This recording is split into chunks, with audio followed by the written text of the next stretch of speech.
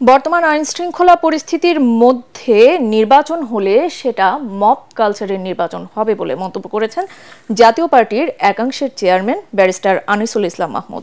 তিনি বলেন, রাজনৈতিক, অর্থনৈতিক ও ভূ রাজনৈতিক জটিলতায় পড়ে ফেঁসে যাচ্ছে বাংলাদেশ। জাতীয় party JP chairman Anwar Hossain Manju বলেন, বিগত ৫৪ বছরের রাজনীতিতে একে অপরকে অপমান করার সংস্কৃতি প্রতিষ্ঠিত হয়েছে। রাজধানীতে নতুন রাজনৈতিক জোট জাতীয় গণতান্ত্রিক ফ্রন্ট এনডিএফ এর আত্মপ্রকাশ অনুষ্ঠানে এসব কথা বলেন তারা। বিস্তারিত জানাচ্ছেন সৈয়দ রিয়াজ। দেশের বিরাজমান রাজনৈতিক সংকট উত্তরণে জাতীয় ঐক্যমত সৃষ্টি, ৭১-এর মুক্তিযুদ্ধের চেতনা ও জুলাই অভ্যুত্থানের আকাঙ্ক্ষা বাস্তবায়নের লক্ষ্যে রাষ্ট্র সংস্কার, বাংলাদেশি জাতীয়তাবাদ ও মধ্যপন্থার উদার গণতান্ত্রিক রাজনৈতিক ধারাকে বেগবান করতে বিভক্ত জাতীয় পার্টির দুই অংশের নেতৃত্বে গঠিত হল জাতীয় গণতান্ত্রিক ফ্রন্ট এনডিএফ।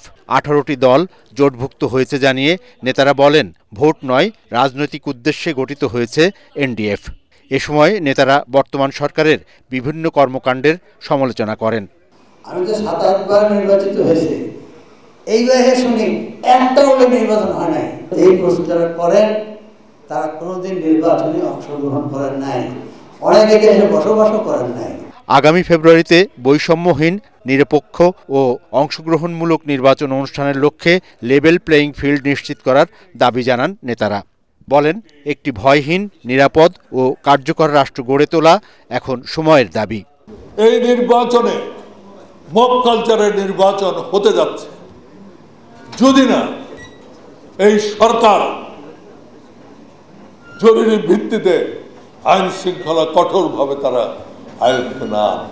আগামীতে জাতীয় পার্টির কোন অংশ নিবন্ধন পাবে তা আদালত নির্ধারণ করবে জানিয়ে আনিসুল ইসলাম মাহমুদ বলেন, নতুন জোট এনডিএফে ১৮টির মধ্যে ৬টি নিবন্ধিত রাজনৈতিক দল রয়েছে।